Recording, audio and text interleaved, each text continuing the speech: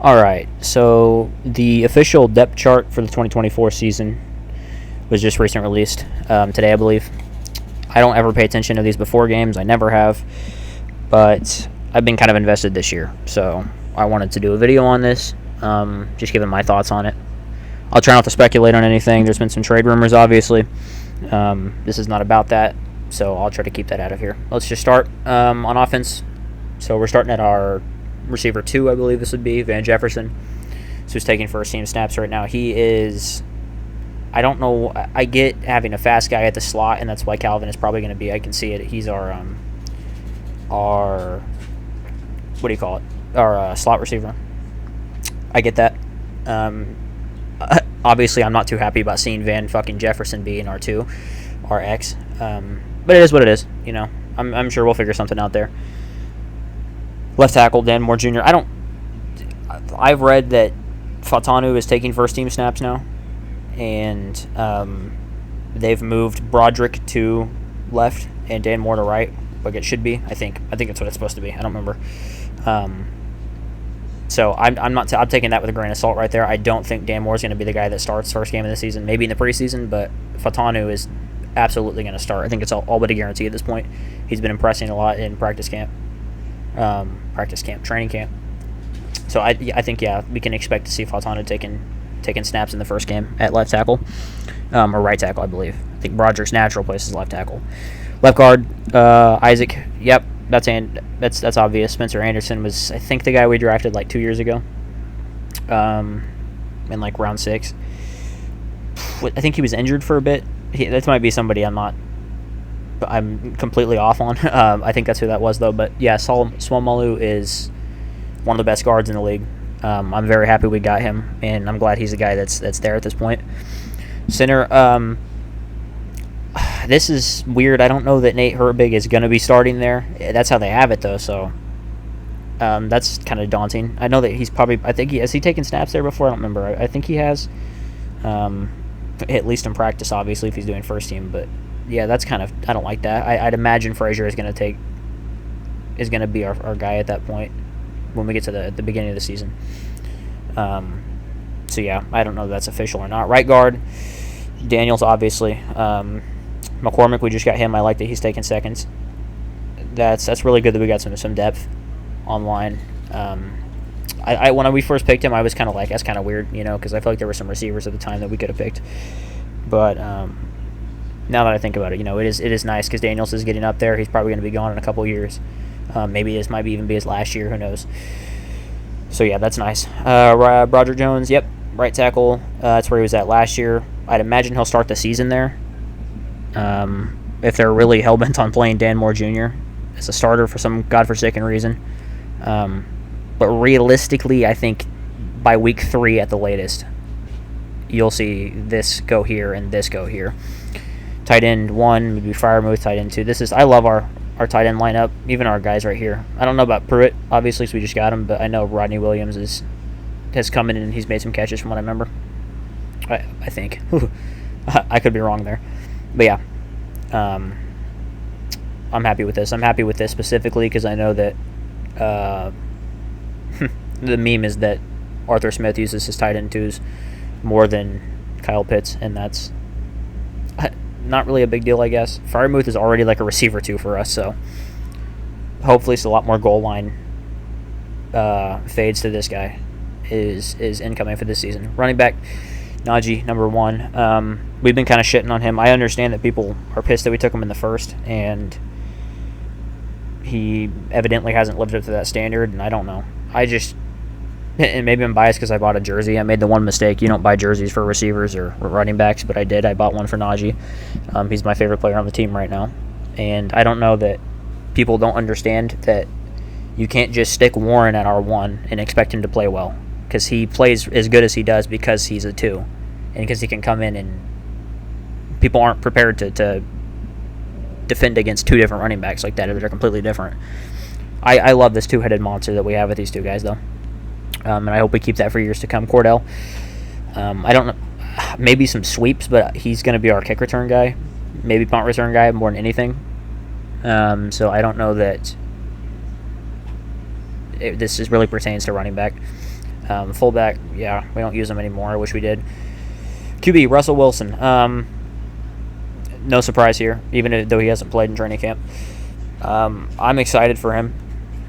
I'm very excited for him, actually, because if you look at his stats from last year, I think he had more shit last year than Kenny does his entire career. So it's going to be finally nice to have somebody that can get in there and throw touchdowns. And I feel like we lost games and we didn't win games because we couldn't throw touchdowns. It was simple as that. Obviously, there were other issues, as every team has, but our main issue was the biggest problem that you could have, and that's not being able to score fucking touchdowns. Now we have a guy that threw 26 last year, and what did he throw over three? Did he throw 3,500 yards? I don't know. No matter what, this is an upgrade. This is an upgrade too. This has a lot of upside too. If he can get his shit together, I think he has during training camp. But I know that he's done that in every training camp. So, sorry if you can hear my dog. She's whining. Our wide receiver 3, Calvin Austin III, fit in. Yeah, I love him. He's always been. I say always. He's only been here for a year, basically. But last year when he would get the ball, I'd get very excited. I love that we're playing him. I love this right here, Roman Wilson taking the twos. I don't know much about Scotty Miller, so I won't talk about that. But I hope this is our latest, wide receiver darling that we get. He doesn't seem like a guy that's going to have character issues, so maybe he won't be as good. But, speaking of character issues, wide receiver 1, George Pickens. Dare I say he's underrated? I love Pickens. I don't care about character issues personally, unless they just become like Antonio Brown levels. I think he has done well to, at least in the offseason, to kind of mitigate some of that shit people are talking about him. And then Quez Watkins I don't know how this works. Is he our official 2? Because he's taking, no, I think this is just, he'd be our 4, I guess is what this means. He's fast from what I remember, but he doesn't catch when he needs to, so I don't know. Shitty receiver core. I think we can just say that. The biggest glaring hole on this entire team for sure. Defense. I don't know much about our depth, so this is probably a little bit quicker. Cam, obviously, really good that we still have him. I love that he's still here and he's still playing at the level that he can. It's amazing that he's that old and he can still run with the best of the defensive tackles in the league. DeMarvin Leal, I know he's... did he? I don't think he played much over Loudermilk last year. Loudermilk had some really good plays. Our depth here is awesome, actually. Nose tackle, Keanu Benton. Starting over Adams, that's crazy, because I don't think he did that last year. That's saying something, because he's young. I like Adams. Adams got a couple good plays. He might have had some sacks last year, I don't remember. But I know he got a couple tackles for loss. Ogunjobi, I've always liked him. I feel like he's played for every single team in our division at this point. But yeah, I'm always comfortable having him on the field. Dean Lowry, got him from the Vikings. I think he's injured right now. I think he was on the injured list last time I checked.